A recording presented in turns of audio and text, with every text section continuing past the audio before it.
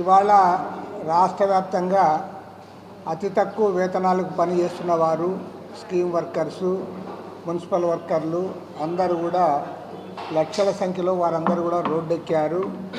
ఈరోజు దాదాపు 25 రోజులుగా అంగన్వాడీ వర్కర్లు దాదాపు 1,06,000 మంది వారు సమైక్యంగా 26 జిల్లాల్లో కూడా వారు సమ్మె చేసి ఈరోజు రోడ్డున పడ్డారు.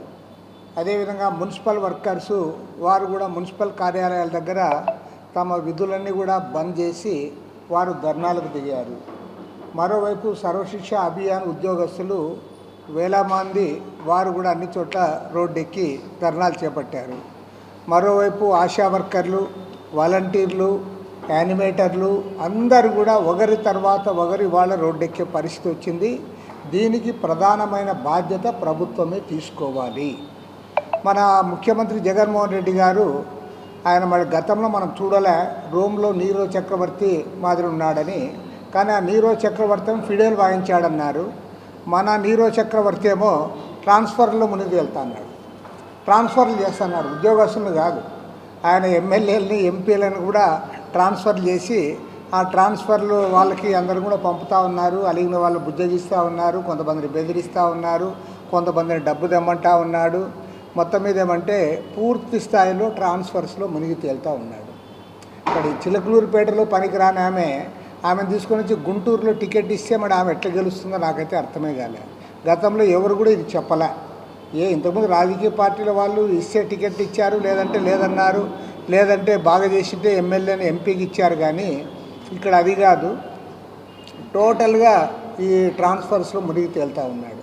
ఓకే, నువ్వు ఏమన్నా పాడైపోవు కానీ నీకు ఇవాళ ముఖ్యమంత్రి గారికి కోరేది ఒకటే. ఇవాళ లక్షలాది మంది అతి తక్కువ వేతనాలకు పనిచేస్తున్న వారు, స్కీమ్ వర్కర్లు, వాళ్ళు తమ న్యాయమైన డిమాండ్లు పరిష్కారం చేయాలి అని వారు సమ్మెకు దిగితే నువ్వు కనీసం వాళ్ళతో మాట్లాడవు. పైగా నేను ఒక మెయిన్ అధికారి కూడా ఒక ఆయన చెప్పాడట, సార్ అంతా ట్రాన్స్ఫర్స్లో క్యాండిడేట్ సెలక్షన్లో ఉన్నాడు, ఇప్పుడు మీరు సమ్మె చేస్తే ఎట్లా అని. అంటే ఇప్పుడు పార్టీ అధ్యక్షుడు అనే అది, అదేవిధంగా నువ్వు ముఖ్యమంత్రి అనేది ఒకటి. పరిపాలనా పరంగా ముఖ్యమంత్రిగా నీకు ప్రధాన బాధ్యత ఉంది, ఈ సమస్యలు పరిష్కారం చేయాలి. పార్టీ అధ్యక్షుడిగా నీదేదో నువ్వు పార్టీ పనులు నువ్వు చూసుకుంటావు. అంతేగాని నాకు ఆయనకి ఇంకా తీరికే లేదు కాబట్టి మీరు ఇంతే, మీది సమయం కాదు అని చెప్పడం సరైనది కాదు.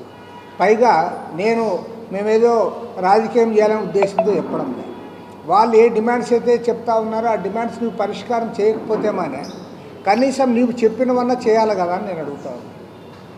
వాళ్ళ చట్ట ప్రకారం మాకు ఇంత రావాలని వాళ్ళు అడుగుతూ ఉన్నారు. ఓకే, అది చేయలేకపోవచ్చు.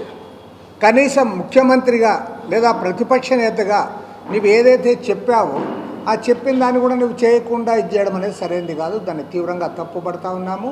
ముఖ్యమంత్రి గారిని డిమాండ్ చేస్తూ ఉన్నాం, తక్షణమే ఎవరైతే వాళ్ళ సమ్మెలో ఉంటా ఉన్నారో వాళ్ళందరినీ కూడా పిలిపించి ఒక అర్ధ రోజు హాఫ్ డే దానికోసం కేటాయించి ఈ సమస్యలన్నీ పరిష్కారం చేయాలి. వారందరూ కూడా విధుల్లోకి చేరేటట్టు చేయాలి. బెదిరింపుల ద్వారా వాళ్ళు ఏదో భయపెడతాము, ఇవాళ 5వ తేదీ, ఈరోజు 5వ తేదీలోగా మీరు అంతకు పోకపోతే అందరూ కూడా ఇది చేస్తాం, కొత్త వాళ్ళని చేస్తామంటే సరైనది కాదు. నీవు చెప్పింది ఏమని అడుగుతూ ఉన్నారు వాళ్ళు. నువ్వు చెప్పింది చేయకుండా తప్పు నీ దగ్గర పెట్టుకొని వాళ్ళదేదో తప్పనట్లు నువ్వు మాట్లాడుతూ ఉన్నావు. ఇవాళ సుప్రీంకోర్టు ప్రకారం 26,000 ఇవ్వాలి, అది ఇవ్వకపోతే కనీసం నువ్వు చెప్పావు కదా తెలంగాణలో కంటే 1000 రూపాయలు అదనంగా ఇస్తానని, దాన్నైనా చేయాలి కదా. నువ్వు అది చేయను ఇది చేయను, మళ్ళీ మీకు నోటీసులు ఇస్తాను, మిమ్మల్ని ఇళ్ళకు పంపుతాను, కొత్త వాళ్ళని నియమించుకుంటాను అంటే అది సరైనది కాదు. దాన్ని పూర్తిగా తప్పుపడతా ఉన్నాము, దీన్ని ఖండిస్తూ ఉన్నాము. పూర్తి స్థాయిలో ముఖ్యమంత్రి గారు దీనికి టైం కేటాయించి పరిష్కారం చేయాలని చెప్పి కూడా డిమాండ్ చేస్తూ ఉన్నాం.